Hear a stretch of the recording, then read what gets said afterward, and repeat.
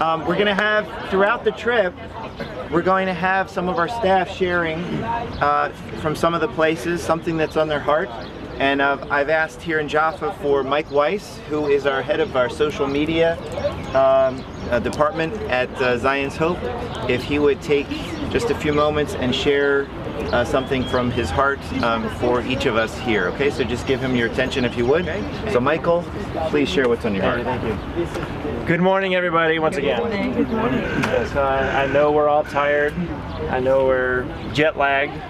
I know some of us were able to sleep on the plane, while most of us weren't. But just while we are here in Joppa, you've heard some of the history already. You heard Marv talk about the Acts 9 and 10.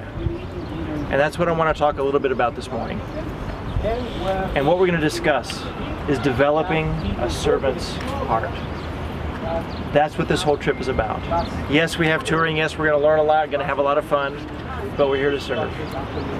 So I want to take parts of Acts chapters 9 and 10 and kind of make us think about that in light of what we're going to be doing on this trip. So just as a quick reminder, in those two chapters, Peter was instrumental in what God was doing in redemptive history. God had given him 3 visions. He had also prepared Cornelius. And of course, Peter was in Joppa, and of course, you know, all the situation that took place there. And Peter goes down to Caesarea. And he didn't know what to say at first. Sometimes I think we forget about that. Also, too, remember that God did give him the words to say to Cornelius. He had also prepared him and his family and everything that was going on. But here's a few things I want us to consider. And this won't take a long time, maybe 15, 20 minutes at most. I'm joking. I'm joking. I know it's early. I'm trying to wake us up. Just as Peter traveled, so have we traveled too. We've traveled from a far country to come here, to serve the Lord and to serve people. Peter did the same thing. He wasn't quite sure what to expect when he traveled.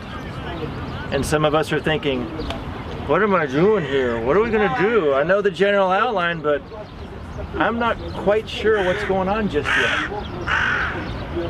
God opened the door, and He will open the door for us as well.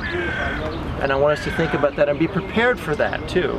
To trust the Lord in these things that we do not yet understand. There's a lot of things that are different about this trip for a lot of reasons.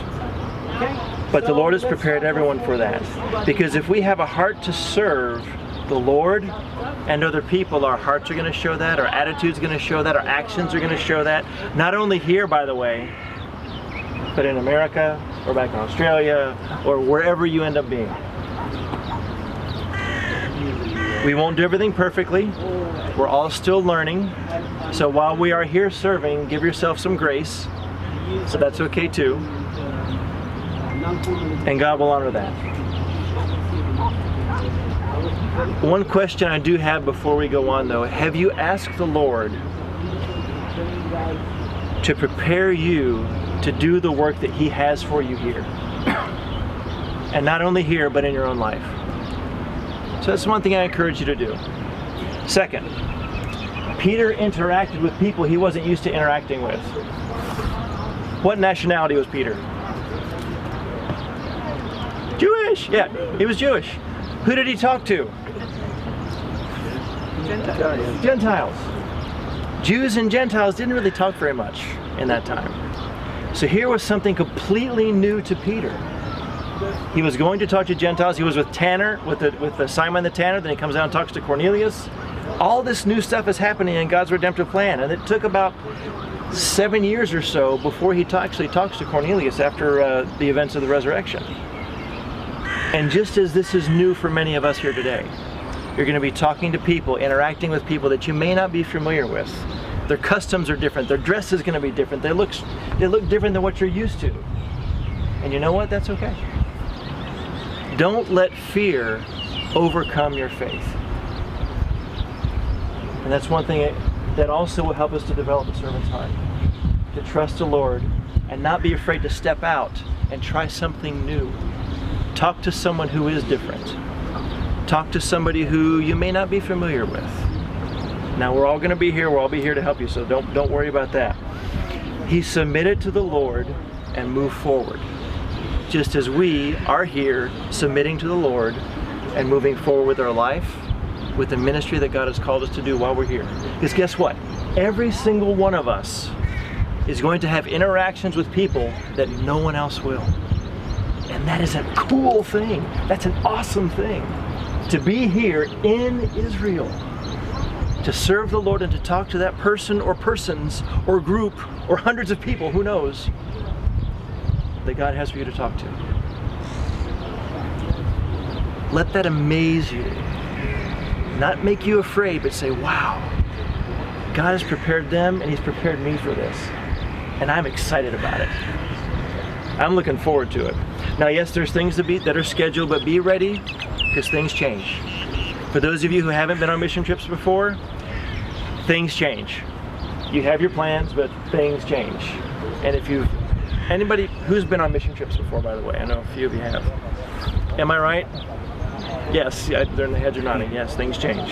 Next, as I mentioned, God prepared the people in Joppa and Caesarea. When you talk to somebody, it's not just blind things going up and talking to them. God has not only prepared you, but He's prepared them.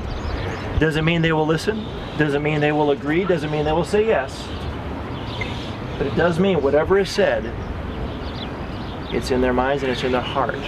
And God can use that, whether at that very moment or 20 years from now. We don't know. We don't know. Be prepared.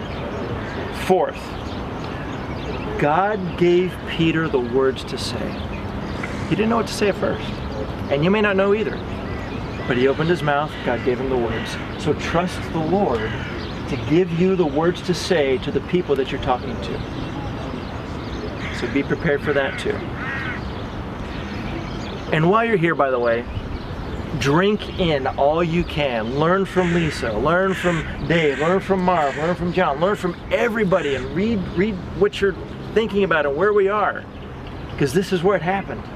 And you can use that to gain understanding, to talk to somebody and say, this is who the Lord is. This is how He's worked in history, how He's worked in my life. Let me tell you about it. Let me tell you how amazing He is, how awesome He is. And last, we cannot control the hearts of people.